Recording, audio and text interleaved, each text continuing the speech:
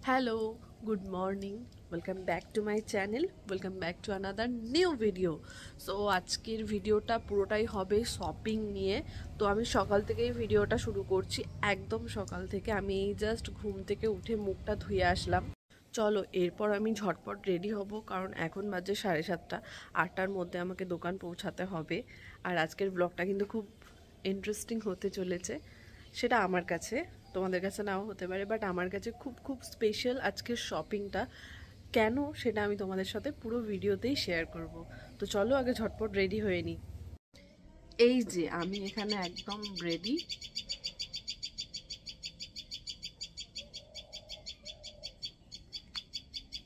কি সুন্দর পাখি ডাকছে, দেখছো? শুনতে পাচ্ছ?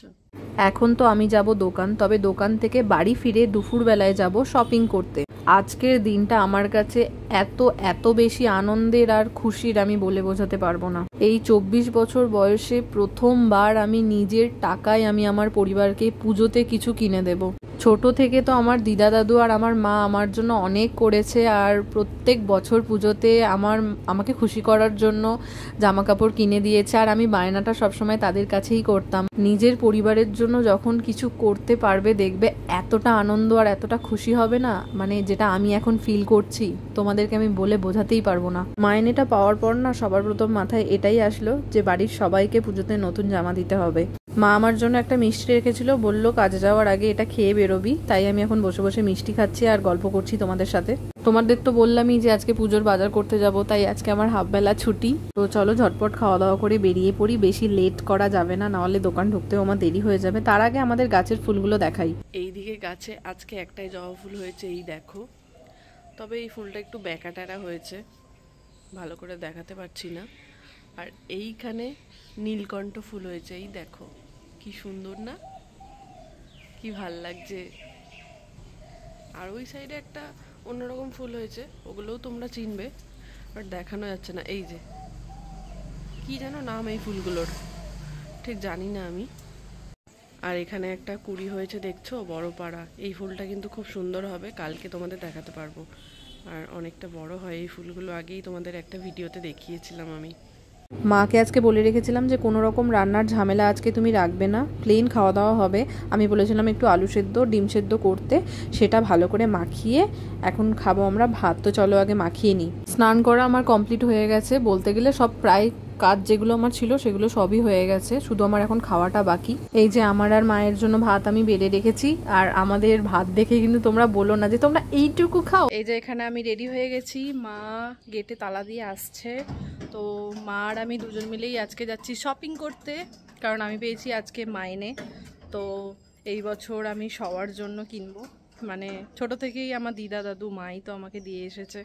আমি মনে হয় এবছর প্রথম ওদের জন্য কিছু কিনবো, তো আবার পুজোতে। ওই দেখো আসছে, তিরিং তিরিং করে আসছে। কেমন লাগছে? ভাল লাগছে? কোথায় যাচ্ছি আমরা? অতনু এখানে কোথা থেকে আসবে? কাকে বলছিস? আরে ভিডিও করছি। ও ভিডিও করছিস? হ্যাঁ হ্যাঁ। কেমন তোমাকে ভিডিওতে নিলে তুমি টেরা হয়ে যাও কেন গো? দেখ কি জানি তোমার মুখটা বেঁকে যায়। আমার মুখটা দেখো ঠিক আসছে। তোমার মুখটা ঠিক আছে, তোমার মুখটা বেঁকে গেছে। কি করে? কি করে আমি কি করে জানবো? আমার ঘাটটাই বেঁকা। এই যে আমরা এখানে রেডি হয়েছি, আর ঘাড়ে বেঁকা। আমি গাড়িটা নিয়ে বেরোবো, একদম গেটের মুখে দেখো মা দাঁড়িয়ে আছে, গেটটা খুলে। আর একটা জিনিস জানো তো, মা না আজকে প্রথম আমার গাড়িতে চাপবে।